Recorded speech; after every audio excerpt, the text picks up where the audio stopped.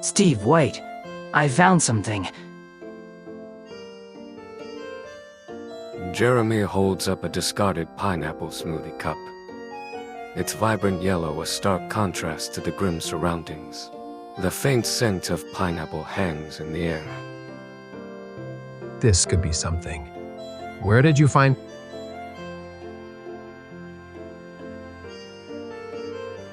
Over there? It's her favorite, right? Hours later, their car pulls up to the Forks, a historic meeting place in Winnipeg. The air is thick with an unsettling quiet, the usual bustle replaced by an eerie stillness. This place. It's like a ghost town. It was packed the other day. They say the Forks is haunted. My dad told me stories. Ghosts? Don't tell me a seasoned soldier like myself is about to be spooked by some Canadian folklore. Besides, this is your first mission, isn't it? Your dad signed you onto this, didn't he? Yeah, he thought it would be good experience. He wanted me to learn from you. They ascend the creaking stairs to the toy store overlooking the market. The scent of plastic and paint hangs heavy in the air. Excuse me, we're looking for someone. A young woman, maybe around Tira's age. Have you seen anyone unusual lately? She was here the other night, during the concert. The one that... well, let's just say it got a little out of hand. The cashier's eyes widen slightly as she remembers the chaotic scene.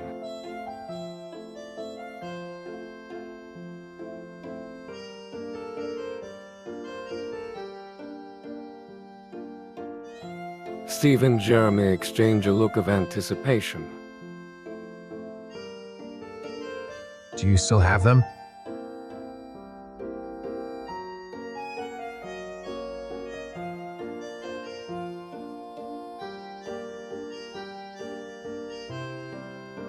Steve takes the bag, his heart pounding. He recognizes Kira's distinctive glasses. This is definitely hers. This is definitely hers. Steve examines the earpiece closely. He notices a faint, almost invisible scratch on the side. It resembles a crudely drawn maple leaf. A maple leaf. Isn't that? Paul's group. They've been using that symbol. Damn it, Kira. A shared look of understanding, grim and urgent, passes between them. The cheerful atmosphere of the toy store feels jarringly out of place. Excuse me, what's upstairs?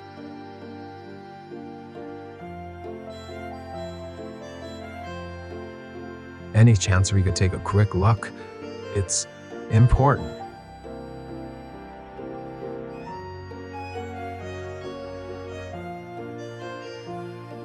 Steve nods his thanks and Jeremy follows him towards the stairwell.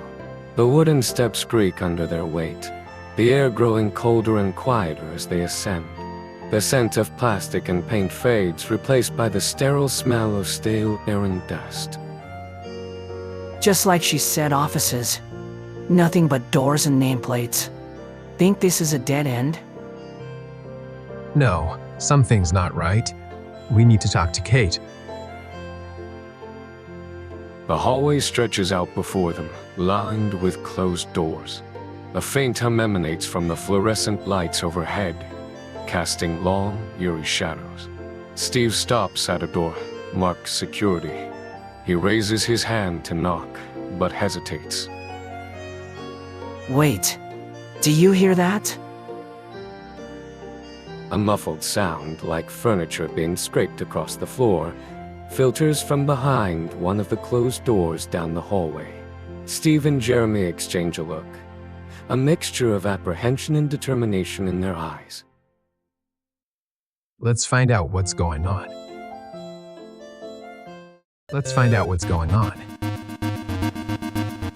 Steve pushes open the door, the rusty hinges groaning in protest. The room is dimly lit, illuminated only by a single flickering fluorescent bulb overhead. Files and papers are strewn across the floor, creating a chaotic landscape of forgotten information. A figure lunges from the shadows, tackling Steve to the ground with surprising force. Steve? Dust motes dance in the single shaft of light cutting through the grimy window. Jeremy squints, his eyes adjusting to the gloom. He recognizes the figure grappling with Steve as Mathew, the aggressive leader of the ruffians who vandalized the coffee shop. Inside the room, two other figures, Mathew's friends, are busy setting up a makeshift office. Posters plastered haphazardly on the walls. One poster depicts a stylized Canadian flag, emblazoned with the slogan "Maple Leaf Forever." Another shows a portrait of Paul Grant, his face contorted in a zealous expression. Mathew? What the hell are you doing here downtown? What are you still doing in Canada?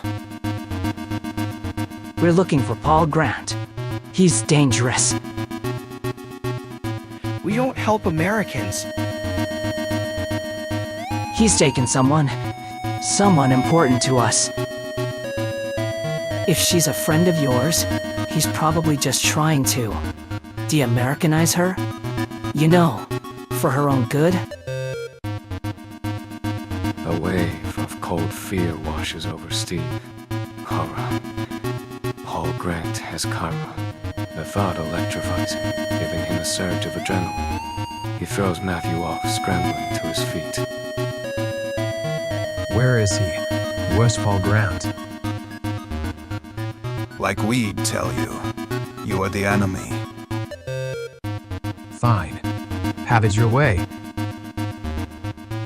Steve dials a number, his voice curtain clipped as he identifies himself and requests immediate backup. He glances at Mathew and his friends, his expression a mixture of frustration and grim determination.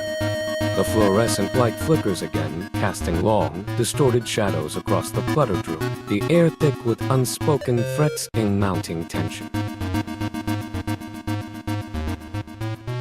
Are you sure about this, Steve?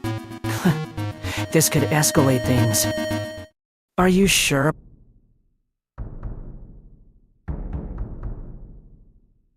Sirens wail in the distance, growing closer. Mathew's bravado falters, replaced by a flicker of fear. Ugh. Maybe we should go. Yeah, probably. Jeremy keeps his weapon trained on them, his eyes narrowed, scanning the room for escape routes. The door bursts open and two army police officers enter. He is drawn. These are the ones. Take them in. The army police efficiently apprehend Mathew and his friends, cuffing them, unleading them out. The tension in the room dissipates slightly, replaced by a heavy silence. Well, that's that then. What now? Now, we find Tira. Later, back at the base, Mathew and his friends sit sullenly in the brig. Steve paces in front of the cell, his frustration evident. You're going to tell me everything. Who's behind this? Where's Paul Grant? Like I'd tell you anything, Yankee. Leave them. They'll talk eventually. Steve enters a dimly lit room, the hum of computers filling the air. Kate, hunched over a glowing screen, taps furiously at the keyboard.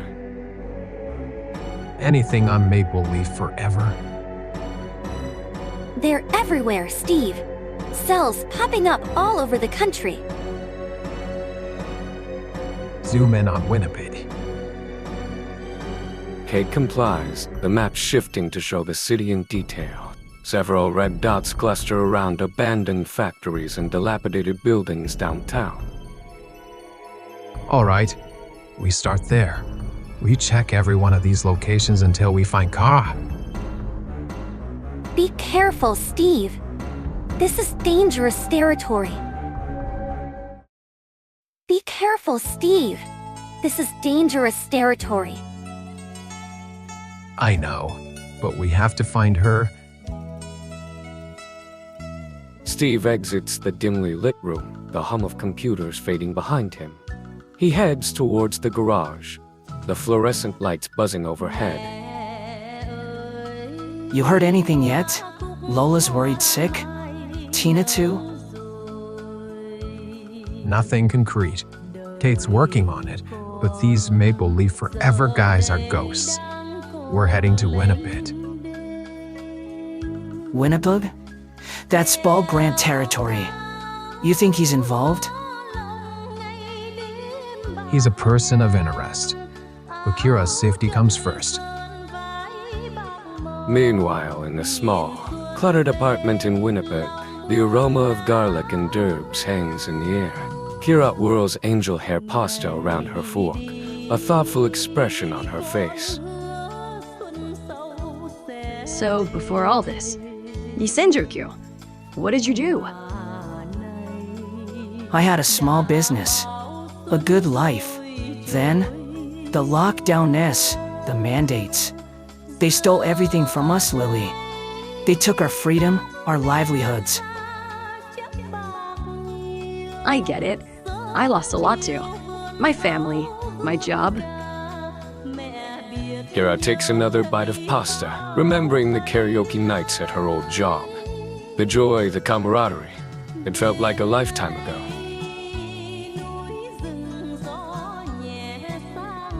I understand, Lily. They tried to silence us, control us. But we won't let them. We will be free. Kira stares at his hand, a flicker of unease in her eyes. His words, once comforting, now feel suffocating. Free. Right. Freed. Right. Hours melt into a blur of Paul's fervent pronouncements. The air grows thick with the scent of stale cigarette smoke and his relentless dogma. And they'll see. They'll all see. The truth is out there, Lily. We just have to. Totally. Kira hasn't taken her mood stabilizer pills since she was taken after the protest.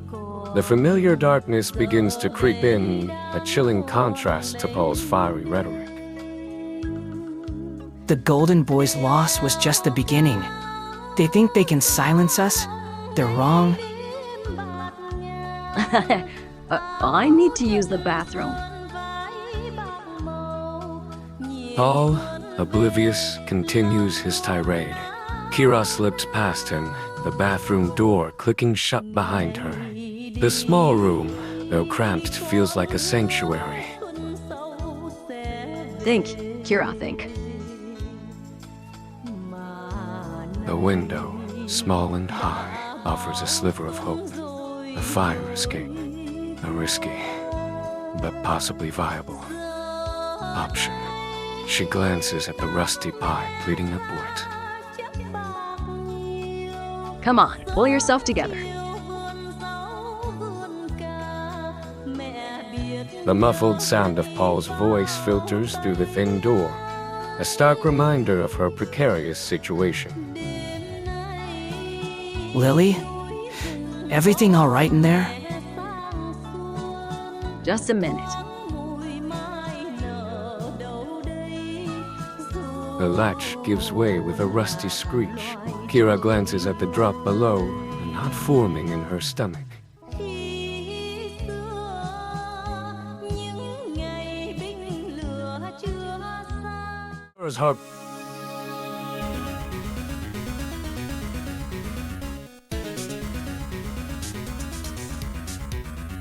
Kira's heart pounds. She couldn't have gotten far. Kira's heart pounded in her chest, adrenaline surging through her veins as she heaved the window open. The rusty fire escape groaned under her weight, but she gritted her teeth and climbed on, the city lights blurring below her. She was determined to escape Paul's clutches, no matter the cost. But her disabled ankle twisted painfully, and she cried out, falling to the ground. She couldn't have gotten far. Find her? Kira was found and brought back to Paul, who secured a chain around her gold ankle, trapping her once again. The news of Mathew and his friends' arrest by the military police only added to Kira's desperation. She pleaded for her mood stabilizer pills, but Paul had other plans. You have to give in to the darkness, Lily. Embrace the situation you're in. I'll never give in to you, Paul. You cannot control me. The psychological manipulation was taking its toll on Kyra, and she felt herself slipping deeper into despair. But she refused to give in to Paul's demands, even as he tightened his grip on her, determined to break her spirit. You'll learn to obey me, Lily. I have all the time in the world. You'll never break me.